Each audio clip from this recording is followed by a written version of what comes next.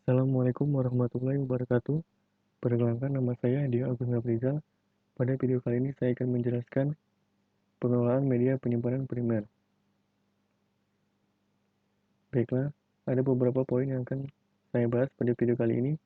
Yang pertama, penyimpanan primer, jenis-jenis penyimpanan primer, fungsi manajemen memori, dan yang terakhir, swap.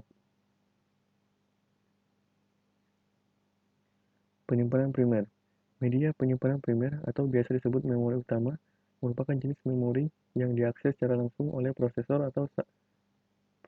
saat mengeksekusi sebuah perintah. Jadi, sesuai dengan namanya yaitu memori utama, maka memori ini akan diakses secara langsung oleh prosesor. Berikut adalah jenis-jenis penyimpanan primer. Yang pertama ada RAM, Random Access Memory. Adalah suatu perangkat di dalam komputer yang berfungsi sebagai tempat penyimpanan data sementara. Jadi ketika perangkat tersebut mati atau komputer itu mati, maka aplikasi yang jalan di RAM akan hilang. Maka dari itu, RAM bersifat volatil. RAM juga dibagi beberapa jenis. Pertama ada DRAM, Dynamic RAM, adalah jenis RAM yang disegarkan atau refresh oleh CPU secara berkala agar data yang ada di dalamnya tidak hilang. Selanjutnya ada SDRAM atau Synchronous Dynamic Random Access Memory, adalah RAM lanjutan dari DRAM namun telah mengalami sinkronisasi oleh clock system. Selanjutnya ada DDR-RAM, Double Rate Random Access Memory, yaitu jenis RAM dengan teknologi lanjut dari SDRAM. Selanjutnya ada RDR-RAM, RAM Boost Dynamic Access Memory, adalah jenis RAM yang proses kerjanya lebih cepat dan umumnya lebih mahal dari SDRAM. Selanjutnya ada SRAM, Static Random Access Memory, adalah jenis RAM yang dapat menyimpan data di dalamnya tanpa harus ada penyegaran atau refresh dari CPU. Dan yang terakhir ada EDORAM, atau Extend Data Out Random Access Memory. Ada jenis memori yang dapat melakukan proses penyimpanan dan mengambil data dalam waktu bersamaan. Selanjutnya, jenis-jenis penyimpanan primer yang kedua adalah ROM, atau Read Only Memory. Merupakan jenis memori atau tempat menyimpan data di dalam perangkat komputer yang sifatnya permanen, sehingga tidak mudah berubah atau hilang walaupun komputer tiba-tiba mati. ROM merupakan chip memori semikonduktor, di mana isinya hanya bisa dibaca saja. Biasanya ROM berisi program-program default, sehingga umumnya digunakan untuk menyimpan firmware. Contohnya seperti BIOS, atau Basic Input Output. BIOS akan menyala secara otomatis pada saat komputer dinyalakan tanpa perlu mengaktifkan media penyimpanan layaknya pada sistem memori yang lain seperti RAM.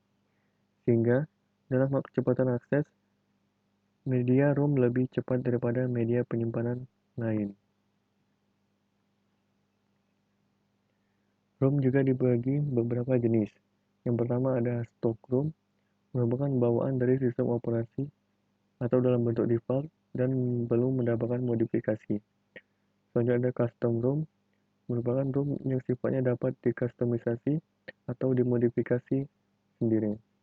Yang terakhir ada manufactured atau carrier stock ROM, merupakan ROM yang sudah mendapat perubahan dari pabrik maupun operator jaringan. Baiklah, poin selanjutnya kita akan membahas fungsi manajemen memori. Manajemen memori adalah metode yang sistem operasi gunakan untuk mengelola, mengalokasi, memilih, dan menentukan proses yang dijadwalkan oleh CPU untuk dimasukkan dalam antrian pada memori.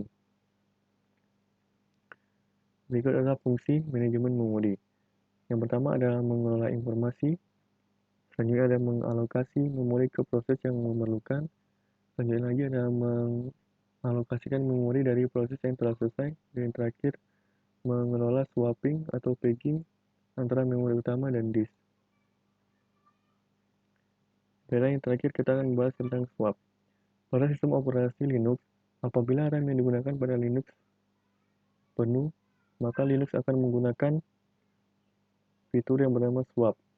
Swap adalah sebuah ruang pada hard disk yang dijadikan ruang virtual memori yang digunakan ketika komputer atau laptop membutuhkan lebih banyak memori. Swap akan sangat berguna untuk komputer yang memiliki RAM berkapasitas minim. Swap juga digunakan untuk menyimpan data-data yang jarang digunakan RAM.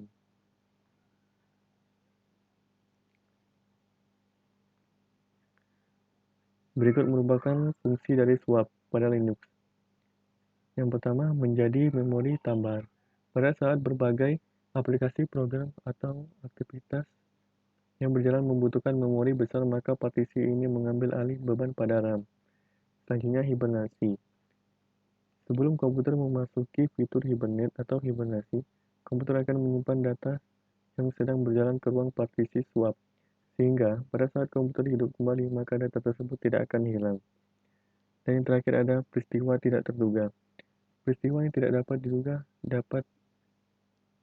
akan terjadi, misalnya aplikasi hang dan membutuhkan lebih banyak memori. Dalam kasus ini, swap dapat memberikan penundaan ekstra untuk mencari tahu apa yang terjadi atau menyelesaikan apa yang sedang dikerjakan. Baiklah, itu tadi video saya yang membahas pengelolaan media penyimpanan primer. Terima kasih telah menonton video ini. Apabila ada kurang, saya mohon maaf. Wassalamualaikum warahmatullahi wabarakatuh.